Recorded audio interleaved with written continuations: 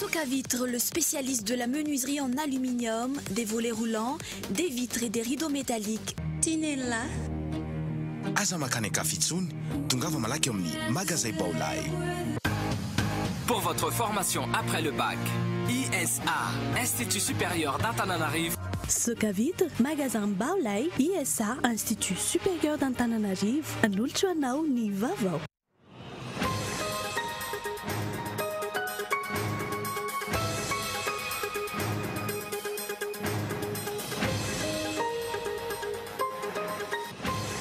Fiana sénatorialy fanoloana senita raha mariny arisy azo atao bontolo ny raharam-pirenena aoka hiatra amin'ny rehetra ny lalàna aoka izay ny fitiavateny tsy ny tsisy fitenena ny antoko malagasy miara-miaigna androandry mitondra hevitra manoloana raharam-pirenena amin'izao fotoana izao lainga tsy fiazonana ny teny nomena tsy fanarahan-dalàna fampanantenana pokaty samy nasongadiny ajo andrenana arvely filoha nasionaly antoko avokoa izany manoloany fihetsiky ny gouvernemanta amin'izao fotoana izao.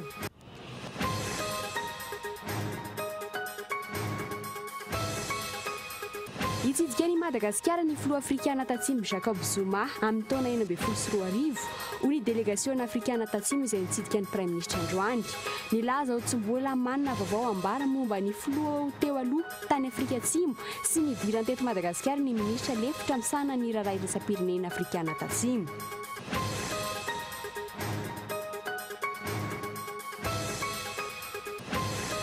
Alohan'ny farantaona ny olan'ny fatapanjiro lavareny hoy ny prime ministre androany isy ihany koa ny takelaka mpanangona herin'ny masoandro ny lafiny toe-karena nilaza ny prime ministre Ravelonarivo fa ny $10 miliara izany hoe ny 5.70 isanjato ny vola hoentina manatanteraka ny drafy fampandrosoana na ny PND no hoe fananantsika malagasy.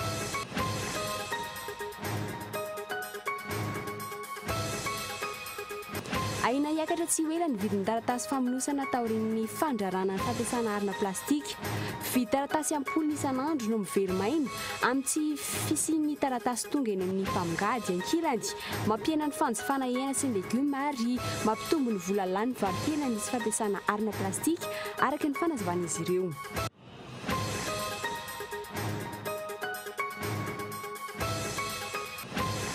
Any ivelany mitondra daroka bomba ataon'ny miaramila Rosiana ny Syrie hiadina amin'ny État islamika raha ny kisarisary tsotsotra États-Unis, France, Grande-Bretagne, Arabie Saoudite ary Turquie no miaraka te hanala ny Bachar al-Assad ao Syrie. Manohitra ireo kosa Russie miaraka amin'ny Syrie ary Iran izay tohanany Chine. Ny andinindin'izay rehetrany.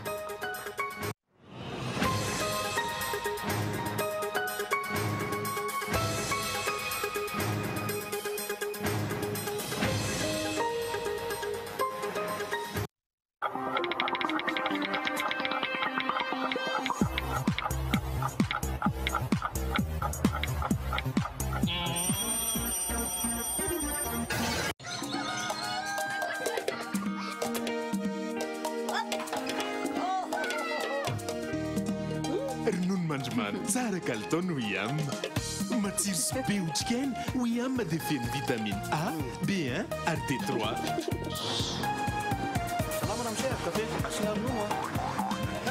Manome angovo sy fahavitriana ho anao mandritra ny tontolo andro no Wiam.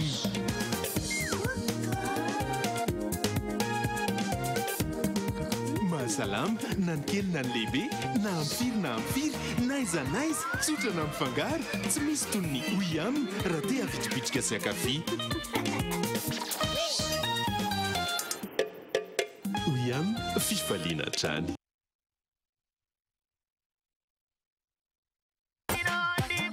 Soca Vitre en Outapenac. Menuiserie en aluminium, rideaux métalliques, volets roulants, vitres, tôle. Soca Vitre en Outapenac, 020 22 682 28 033 11 256 63. Soca Vitre en Outapenac, très sincèrement à votre service.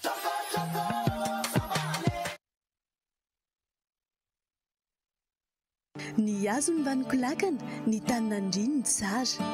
Ny orinasa Madagascar Évolution Immobilier dia vonina nome fahafa-po anao an-trano an'izay mikasa hividy tany. Toerana maro azo isafidianana no atolotra ho anao amin'izany, toy ny eo Amboanjobe, Bevalala, Ambatondrahavavy, Jangaina, Antsama Azofoza, Manandrina, Ambohimanga.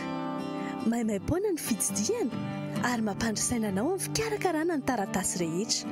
Gora mila fanazavana fanampiny ianao dia aza misalasala miantso ny laharana 033 21 099 06 034 14 099 06 na 22 566 54. Madagascar Révolution Immobilier, un avenir sûr, investir, bâtir pour le futur. Pour votre formation après le bac, ISA, Institut supérieur d'Antananarivo Ampatsakan Ambulkanj, vous propose les modules suivants.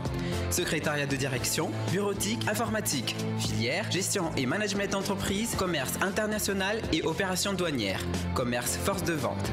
Rentrée bac 2015, 2 octobre et 24 novembre pour ISA Ampatsakan, 6 octobre et 27 novembre pour ISA Ambulkanj. Pour votre formation en second cycle, ISA vous propose son lycée privé. Seconde, enseignement général, technique commerciale. Première, S, L, technique commerciale. Terminale A, C, D, technique commerciale. Matière informatique pour chaque niveau. Rentrée, octobre 2015. ISA Ampatsakan, derrière Knap Saint-Péflou. ISA Ambulkanj, premier tournoi à gauche vers Biblav après arrêt busté Desanabusque 182. Contact 034 16 678 21 033 81 594 33.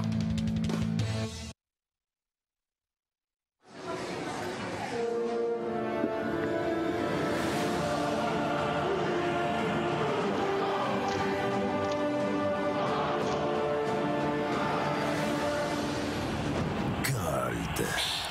Mahery, mafana.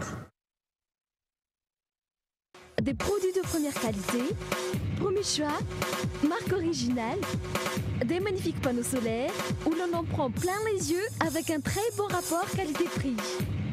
Smart TV Ultratech correspondra mieux à vos besoins et à votre budget.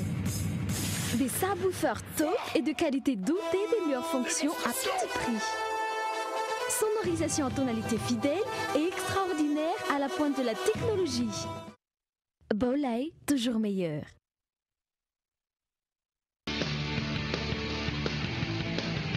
Voici enfin l'événement que vous attendez tous. Le groupement des concessionnaires automobiles de Madagascar vous présente le Salon de l'Auto 10e édition du 29 octobre au 1er novembre au CCI IVA. Des animations pour tous les goûts ainsi que de nombreuses surprises. Participez au jeu SMS en envoyant Salon Auto, espace non complet au 34 34 00 777. Une voiture à gagner. Sponsor officiel Telma. Partenaire officiel BNI Madagascar. Total.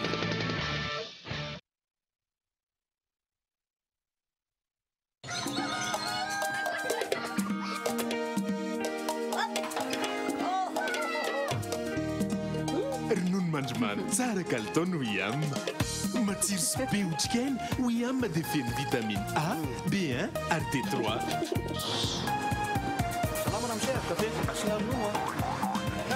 Manome angovo sy fahavitriana ho anao mandritra ny tontolo andro no William.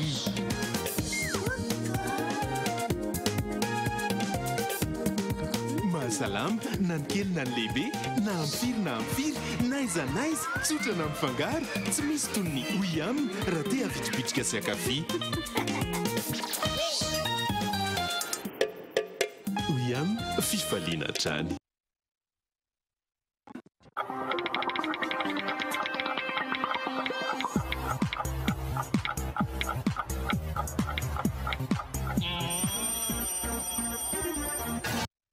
Miaraba tompoko lasy tompoko vavy manasanao mpanajana anjoy ny fampahalalam-baovao hatramin'ny farany. Tsy nitsitsy fitenenana ny antoko malagasy miara-miainga tamin'ny tiany ity manoloana ny raharaham-pirenena raha nitafa tamin'ny mpanao gazety teny amin'ny foibe toerany teny ankirana aza atao bitolo ny raharaham-pirenena aoka hiantra amin'ny rehetra mitovy ny lalàna ary aoka izay ny fitiavatena izay napidikizo nyity firenena ity isan'ny noventé sy ny hajo andriany anarivelo filoha nasionaly ny antoko izany nandritra io fotoana io tsy fanampiana ny filoha-pirenena no ataon'ny gouvernement tamin'izao fotoana izao raha ny nanteriny ity antoko politika ity rehefa niresaka mahakasika ny fananganana ny seni ny fifidianana senatorialy ary ny fandraisan'izy ireo ny adidy sy ny andraikiny tamin'ny fanolorana lalàna maro samihafa hitondrana ny tany sy ny firenena izy ireo androany. Raha antsika ny famitiana anaraka izay tratra ny ventikevitra politika nentina izany antoko politika izany manoloana ny mpanao gazety androany nanatrika izany i Gaëtan Andriatsilavo. Mazava ny hevitry ny antoko malagasy miaramiainga amin'ny mahantoko velona sy mandray anjara amin'ny raharam-pirenena azy ireo. Niezaka antrany ny antoko nanolotra lalàna ho an'ny firenena saingy lainga sy hita fa tsy nivonona tamin'izany ny gouvernemanta. Nanolotra lalàna momba ny fitipika anatiny mifehy ny anteny miram-pirenena ny antoko, mbola nanolotra volavolan-dalàna momba ny vondrom-bahoaka paritra itsinjeram-pahefana ihany koa ary farany teo nanolotra lalàna momba ny CEI. Rehefa nanontany zay hoe misy ve ny lalàna tsy misy dia nanolotra zay miala tsiny diso zay raha ohatra hoe nietreritra ilatsaka filoham-pirenena ka niomana amin'ny lalàna rehetrarehetra. Raha fahadisonaonay dia raisinay ilay izy zay fahafantaranay amin'izany hoe hitondra firenena. Dia zay no didinay eo anatin'ny firenena, zay ny fandraisana ndraikitra ny fahafantaranay azy. Ary mbola misy lalàna hafa ihany koa mbola hoentinay eo amin'ny manaraka mikasika ny fiainam-bahoaka amin'ny ankapobeny. Tsy te hiditra amin'izany zay androany satria ny fanjakana miteny alao mba meo anay le izy. Rehefa menay ihany nefa le lalàna tsy hita. Mikorotana ny firenena vao hoe tokony handray fepetra mikasika an'izao tsika. Zay ny manahirana amin'le izy. Iny lalàna mazava ho azy misy volavolan-dalàna napetraka ay tany. Volavolan-dalàna napetraka ihany dia mazava tsara fa ny hoe mba tsy siny ny tabataba eto amin'ny firenena dia aleo ny Haut Conseil pour la démocratie et l'état de droit no anendry ireo membre ao amin'ny commission électorale indépendant. Zany lalàna ny Haut Conseil pour la démocratie et l'état de droit zany nefa tamin'ny 19 janvier ny lany tao amin'ny Assemblée nationale. Efa ny décision an'ny HCC efa tamin'ny 4 février. Maninona mbola tsy mipetraka zany hatramin'izao. Itsika zany hifidy lalàna foana fa tsy apetraka akory le izy rehefa avy eo. Satria nilazaina taminay dia ny hoe tsy afaka mametraka an'io ianareo satria tsy afaka miaso io satria mbola tsy tafapetraka ny Commission nationale des droits de l'homme. Fanjaran'ny malagasy miaramiainga moa mametraka ny Commission nationale des droits de l'homme. Zay tokony hametraka ny Haut Conseil pour la démocratie l'état de droit. Anjaranay ve ny tokony hanao an'izany asa? Manoloana izany anefa saika fitapitaka sy lainga no nasitry ny gouvernemanta ny tolo-tanana avy amin'ny vondrana politika tahaka ny antoko malagasy miaramiainga. Nanteriny ity filohan'ny antoko politika ity fa efa niaiky ny fahadisoany ny gouvernemanta amin'ny tsy fanarahan-dalàna nataony. Ny filoham-pirenena ihany koa efa nanaiky ny ametrahana ny komity iombonana iara-mandinika ny lalàna saingy hatreto tsy misy tanteraka izany. Raha niona tamin'ny filoham-pirenena izahay dia niteny ny filoham-pirenena hoe tokony apetraka ny commission paritaire andiniana ny lalàna. Taorianan'izay tonga taty nanantona anay ny ministry ny afitany nialatsiny tsindriko tsara nialatsiny ary niteny fa hoe tena alao apetraka le commission paritaire satria fantatra fa tsy zanara-dalàna zany ny gouvernement. Araka ny fantatritsika rehefa voarain'ny gouvernement ny volavolan-dalàna dia fanjakana ny gouvernement tsy maintsy manome valiny ao anatin'ny 30 andro na manome remarque tsy nanao an'izay mihitsy anefa izy. Dia zay natonga azy mialatsiny fa tena tsy mety le izy fa mba fiangavianay mba hisiny fiaraha-miasa mba hampanatsy satria lalàna tena saripady ary ho andro ny firenena io dia hatangatsika ny commission paritaire andinika an'io amin'ny gouvernement sy ny ao amin'ny Assemblée nationale. Aminay tsy olana zany. Raha ohatra zay no mahasolo firenena tafiditra ny keo moa tao anatin'ny hoe pacte de responsabilité sy ny rehetrarehetra dia zay ny teny hoe io zany ny sehatra anankiray voalohany ampisehoana fa tena misy marina ary manao dingana makany amin'izay hoe fandaminana ny fampandehanana na raha-pirenentsika. Diso narokany ny gouvernement ny aty amin'ny Assemblée nationale nilazaina président ny groupe nilesaka tamin'ny président groupe hafa hoe aza dia sy tomonarany efa niaiky ny gouvernement fa diso fa andao diniana miaraka dia mba lalàna anankiray ifanarahana no tonga ny séance plénière rehefa avy eo rehefa vita ady hevitra tany ananina tany ambadika tany tamin'ny commission plénière paritaire. Fanzatra manahirana ao anatiny eo dia hoe inona marina nititsika ao atao amin'ny firenena androany. Satria zany raha hevitra ty amin'ny malagasy miaramiainga dia tsy mety. Raha efa nidinena tamin'ny apatsivoko antsika tsara fa tamin'ny volana Oktobra 2024 dia efa fantatra fa tsy afaka atao intsony ny fifidianana be ny tanàna. Dia efa nilaza hoe fotoanan'io tokony antsiana an'ity senita ty. Nahita sosikevitra betabetany moa dia hoe alao tazomina sy ny rehetrarehetra. Dia hoe raha mbola tazomina ary io dia alao tonga dia dinihana teny izao nisolo anazy ary ahafahana manitsy ny tokony ahitsy rehetrarehetra. Tsy maiky izany. Androany lasa azakady heritaona teoriana dia atao tervaimanta fotsiny le izy. Aza dia fitiavatena ny manosika. Fa izay ny materaka korotana eto amin'ny firenena matetika. Fa izay mba lalàna lanina eto dia mba lalàna ho an'ny firenena marina ho tombotsoim-bona ny firenena iray manontolo. Ary izay manao proposition zany dia nataony mazava tao ary mety natezitra ny namana mpanao politika ohatra. Fa izay dia niteny fa tsy tokony hisy antoko politika ho membre au bureau permanent ny CENI. Momba ny fifidianana senatorialy kosa, ny fanajana ny lalàna sy ny fisiany mangarahara ihany no ahafana mampandroso sy mampivoatra ny firenena ho hiajo Andriananarivelo. Tsy tokony atao ponitolo ny raharaham-pirenena. Sambany teo amin'ny tantaran'ny firenentsika io atao le fifidianana, tsy fantatra ny isan'ny olona hofidiana, tsy fantatra iza ny liste exacte ny olona mpifidy fa ho atao fotsiny aloha le fifidianana. Mamenatra ne zany. Ny teny hitanay hoe ny gouvernement tamin'ny teny tsy maintsy atao io. Eny misy amin'ny teny fa tsy ho atao ny senatorial. Fa maninona izy raha mba hajaina ny lalàna sy mba ataovy mangarahara ho an'ny vahoaka le izy. Ny vahoaka nefa reraka mihinana ambolony fotsiny. Ahoana ny iverena ny fampandrosoana ny firenena raha tsy misy mifampatokisana amin'ny olom-boafidy sy ny fitondrana sy ny vahoaka. Dia ny fiereretantsika azy zany hoe ny fanaovana an'izany fomba fiasa zany ny iverena ny fampatokisana eo amin'ny mpitondra fanjakana sy ny vahoaka. Zay natao hoe teny moa teo hoe kabary hafa ry atao ny zavatra tanterahana ny teny atao hafa ny zavatra atao nefa zavatra samy hafa ihany koa. Raha nilazaina taminay dia hoe ilaina ny avitan'ny CENI hifidanana ny senatorial. Ary ny sénateur ilaina ahafahana mametraka ny ireo institution mbola tsy mipetraka hatramin'izao fotoana izao. Gaga amin'izany niteny an'izany ny prime ministre raha tsy diso sao dia adiny monsieur le premier ministre fa ny HCCN mbola tsy mipetraka ny solontenan'ny Sénat ao anatiny. Ary mivolavolan-dalàna natolotry ny gouvernement dia misy membre Sénat ao anatiny. Mba logika ve zany fanazavany zany? Azo atao mpitolo any raha pirenena.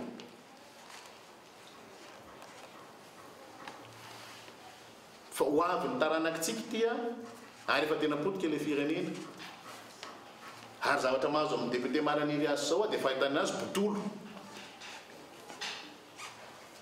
Alako vika tsy tiako tare.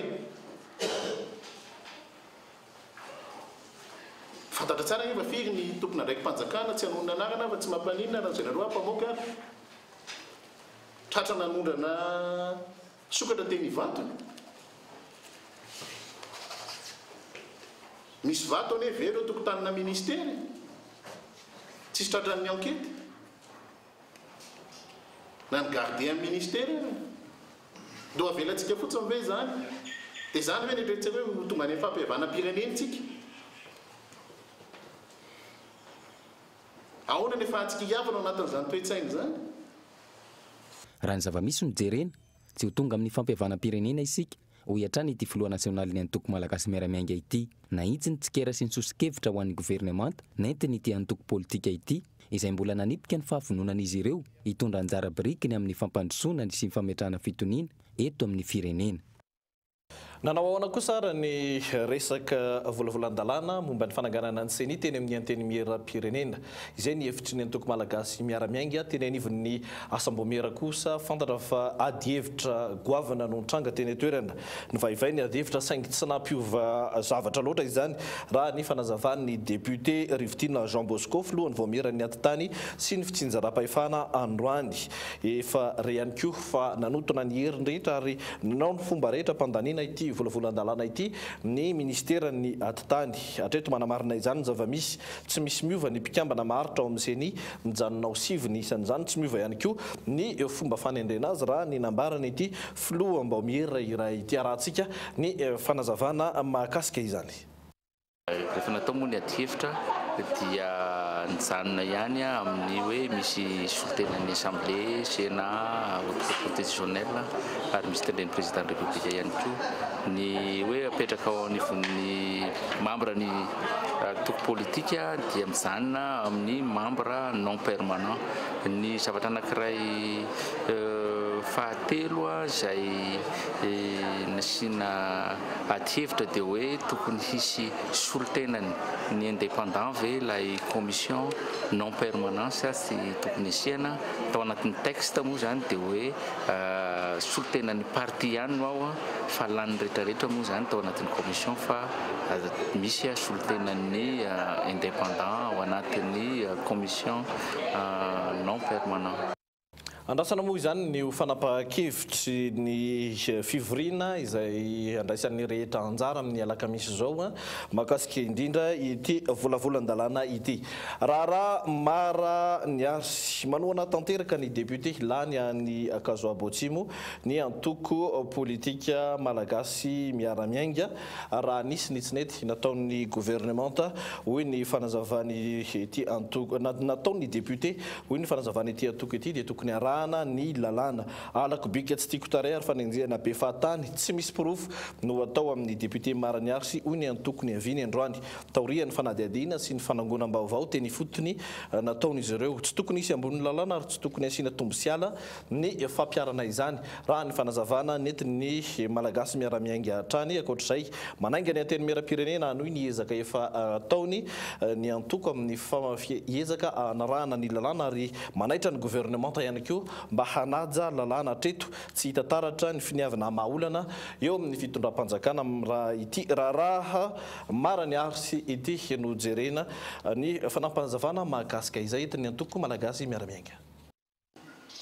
Ny solombavambahoaka dia amintsika miteny zao dia mbola tsy misy fitarainana tonga any amin'ny braomarin'ny anteny mera-pirenena tsisy fitoriana tonga any amin'ny tribonaly mikasika no hoe fahaverezana fananan'olona ka nalain'ny solombavambahoaka na zavatra tsy mety nataon'ny solombavambahoaka tany amin'ny faritra misy azy niezaka ny fandamina tamin'ny tompona andraiki-panjakana tamin'ny gouvernementa tao amin'ny anteny mera-pirenena sy ny solombavambahoaka amin'ny tena manokana sy ny antoko tsy misy valiny nefa zany hatramin'izao fotoana zao fa dia tapitra tsy kelikely ny fananany solombavambahoaka ny toeranany aminay tsy endriky ny fitondrana tokony apetraka eto amin'ny firenena zany ary ny gouvernementa no tokony andraikitra amin'ny fiarovana ny vahoaka sy ny fiainam-bahoaka amin'ny ankapobeny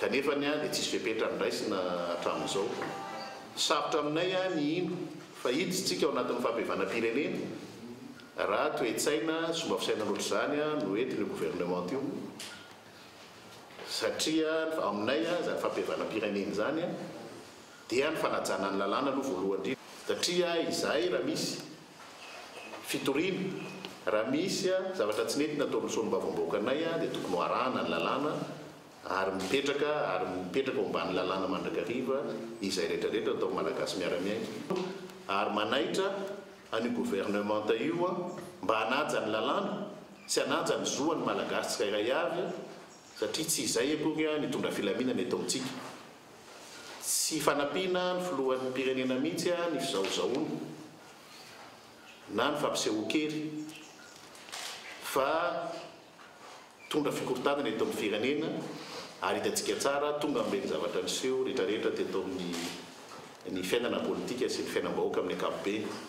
matoa mbola tsy tonga eto ny mpiara-miombona antoka rehetrarehetra matoa menimenina ny vahoaka dia samy miahiahy zany amin'izay tsy fisiny ny fanarahana sy ady-hevitra matotra zay amin'ny fandehanana ny raharam-pirenena amin'ny fampandehanana ny raharam-pirenena amin'ny ankapobeny ka dia manatitrantotra izahay fa ny antoko malagasy miara-miainga dia miaraka tanteraka amin'ny député Mara Niasa miezaka nitady ny vahaolana rehetrarehetra ampisehoana fa tsy misy ny finiavana amaolana eto amin'ny firenena ao anivon'ny gouvernement io fa fanodikodonana ny adihevitra nibetsaka ao anatin'io.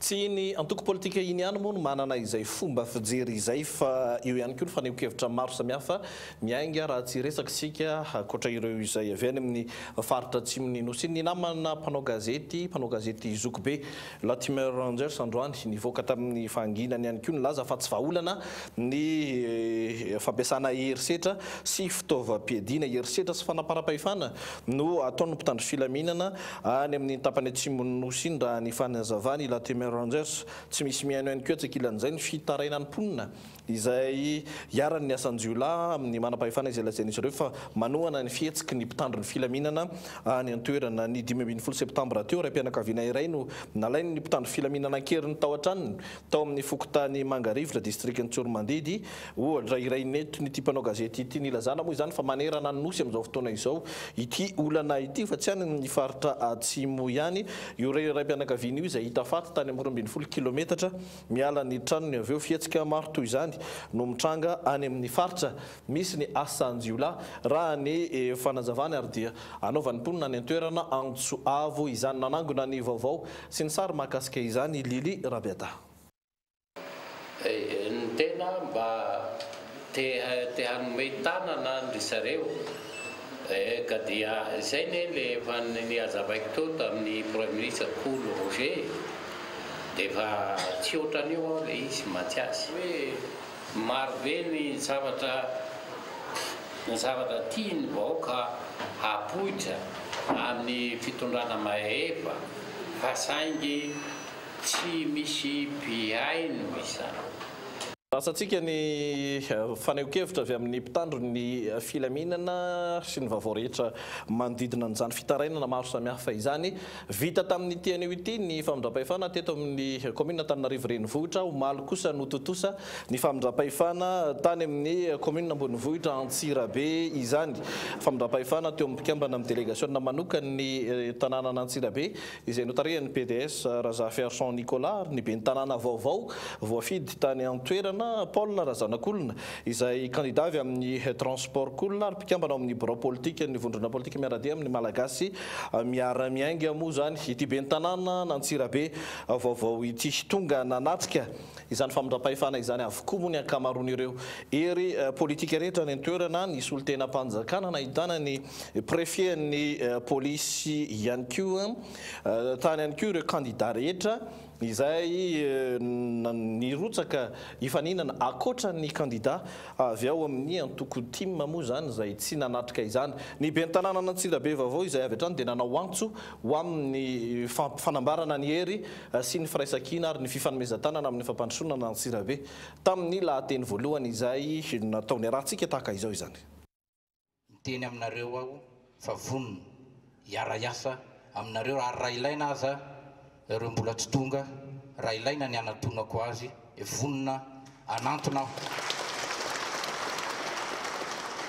fa tsy ny politika ny mavesatra fa ny hevitra izay fantatro ny etaetan'ny vahoaka n'Antsirabe fantatro ny etaetan'ny reto mpiasa ireto ka dia andao itsika re ho fanometanana ary ny faniriana aza dia ity Antsirabe ity no modely amin'ny fampiavana-pirenena itsika eto Antsirabe ny tokony havita an'izany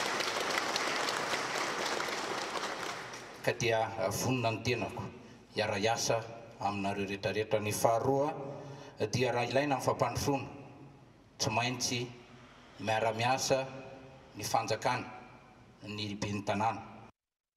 Eo amin'ny fifandraisany Madagasikara amin'ny any ivelany kosa ho avy hitsidika ny eto amintsika any Madagasikara ny filoha afrikanina tatsimo Jacob Zuma amin'ny taona 2024 hoy ny délégation izay nitsidika ny premier ministre lehibe ny gouvernement tateny amin'ny lapam-panjakana teny Mahazorivo tamin'ity anio ity hanamafy ny resaka fizahantany sy ny fifanankalozana arabaritra eo amin'ny firenena rotota ary anokatra sidina ampitoy ny Nosobe sy Afrika Atsimo izy ireo etsekilan'izay amin'ny lafiny politika ilaina ny fahamarina toerany fitondrana ankehitriny raha ny fanazavana azo milaza ho tsy mbola manana vaovao momba ny fanadihadiana mahakasika ny fialany ny filoha teo aloha Marc Ravalomanana tany Afrika Atsimo sy ny dirany teto Madagasikara kosa ity ny ministra lefitra misahana ny raharaha iraisam-pirenena afrikanina tatsimo izay nambara teo teny mahazo arivo androany fanangonam-baovao ny Zo Rakotondrina.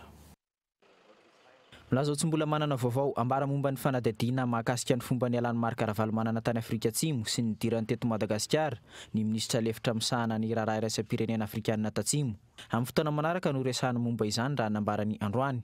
Well, I have no information on that matter.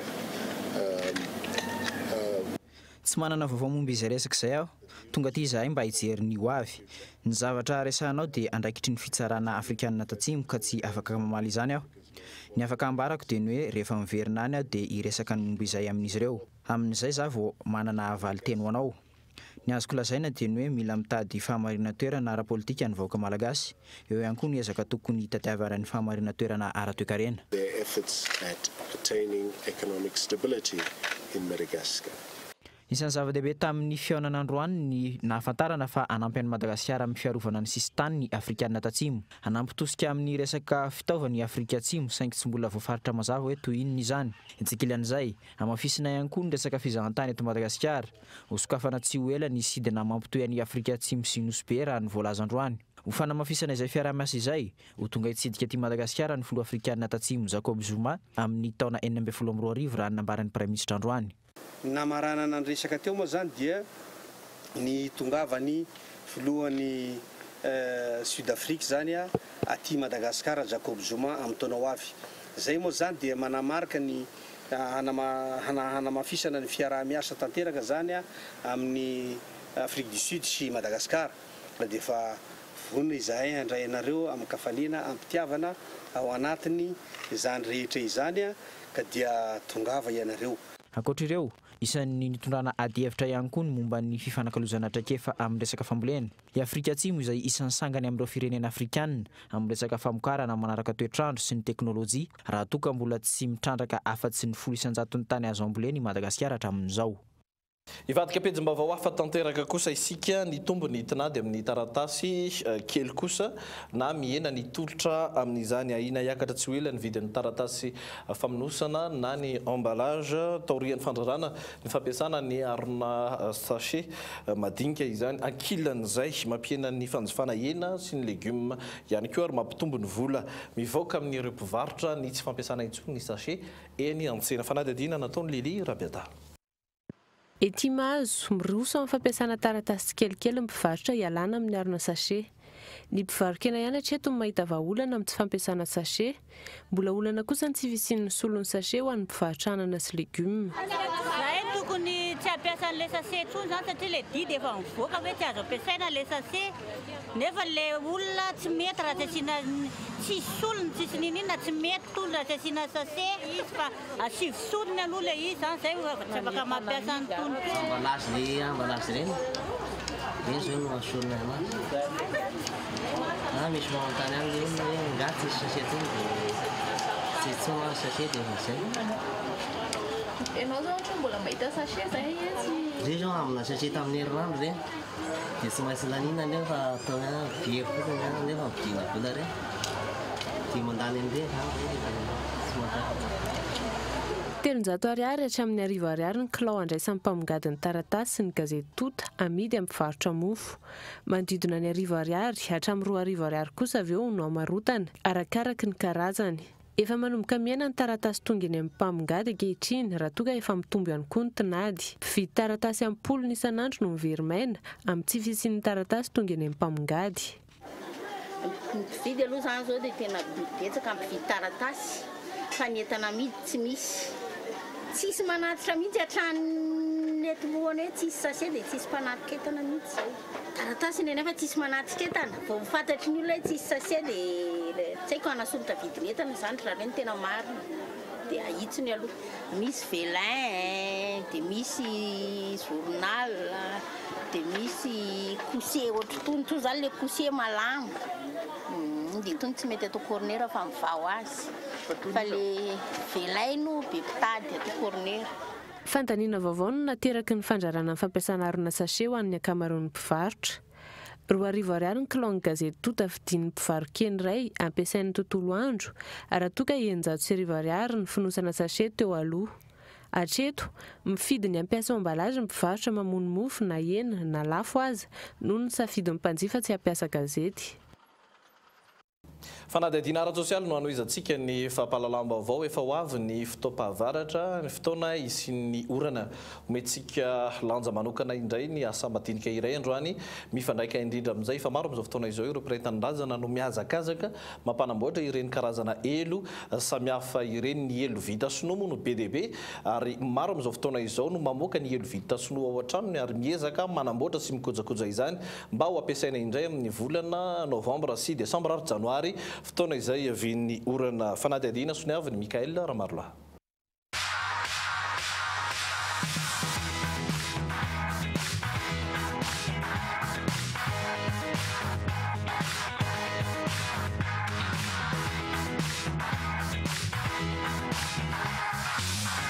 Ety Ampefiloha eto amin'ny lalamby iray amin'ireo toerana namboarany randrina elo na ny arorana ny vanim-potoana fahavaratra ny tena mahamaro ireo mpanjifa tafakatra 30 hatramin'ny 50 isan'andro izany.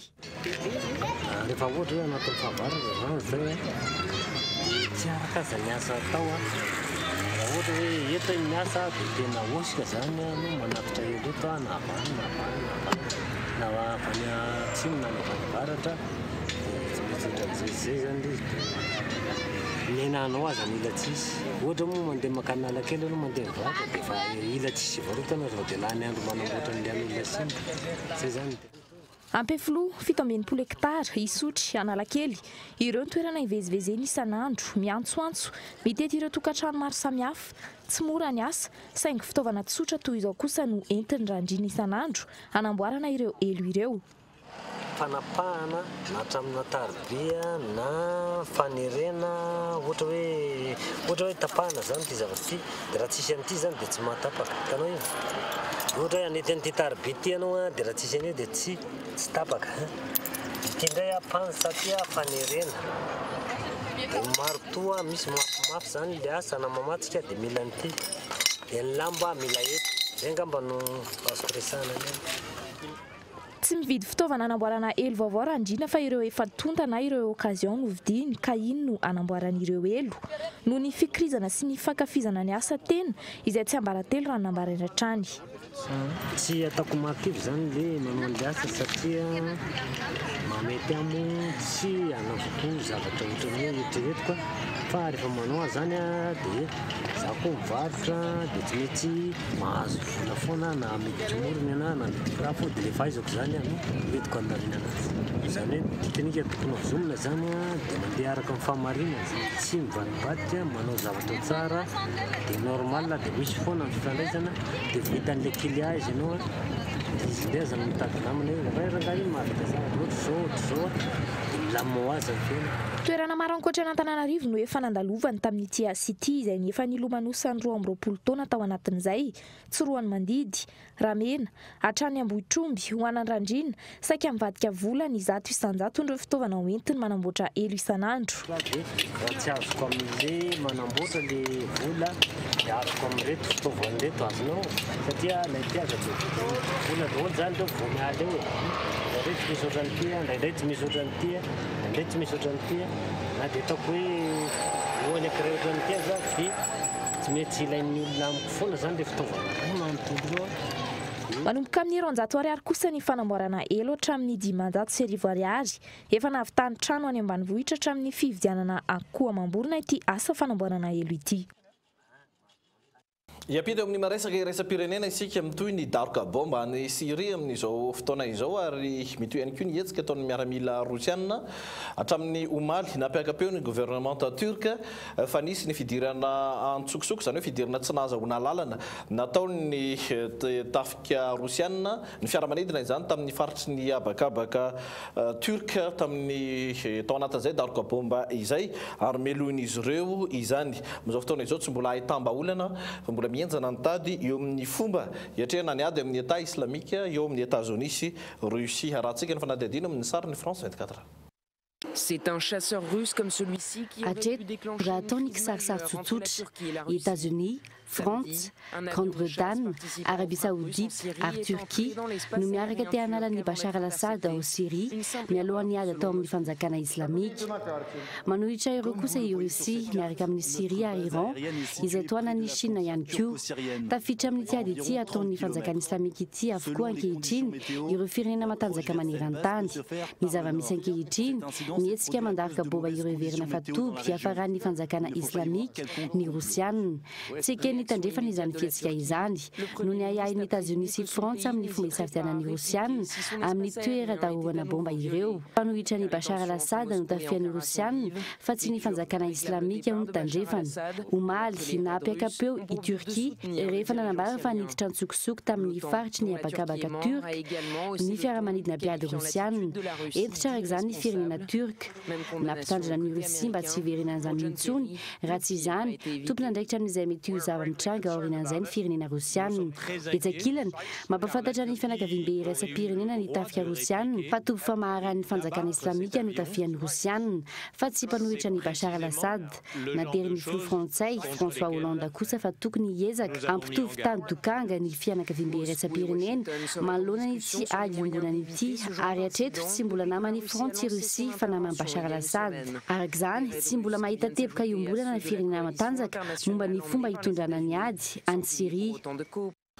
Tapitra ny fampahalalam-baovao tompoko lahy sy tompoko vavy ampatsahivana antsika kosa ireo vaovao izay nentina tamin'ity anio ity. Teo zany aloha ny faneho-kevitra nataony ny antoko malagasy miara-miainga izay nanimpian'izy ireo nanehoan'izy ireo neviny manoloana ny fifidianana senatorialy fanoloana ny senita ny raharaha maraniary sy azo atao bitolony raharam-pirenena aoka hiatra amin'ny rehetra amin'ny fomba mitovy ny lalàna ary aoka izay ny fitiavantena isan'ny nantery n'Andriamatoa Ajo Ndrinenarivelo filoha nasionaly ny antoko izany.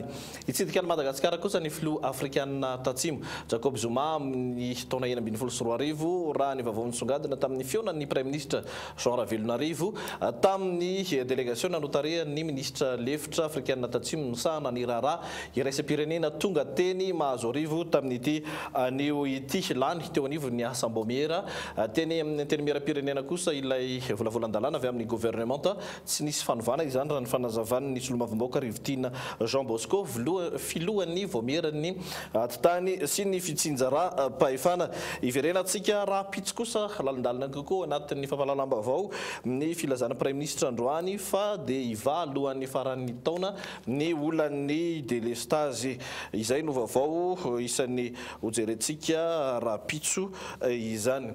Amaranantsika ny vaovao kosa amin'ity anio ity entina miatrahana ny veloma mandrapitafa amintsika rehetra kosa ny ampahan'ny festival Madagasikara izay notanterahana teny Tanjombato teny nanangona ny sary makasika izany ny namana Christian Fortuna mametraka ny mandrapitafa amin'ny reto feo amina mozika mahafinaritra ireto tompoko lahy sy tompoko vavy ho amin'ny raha pitso indray veloma tompoko.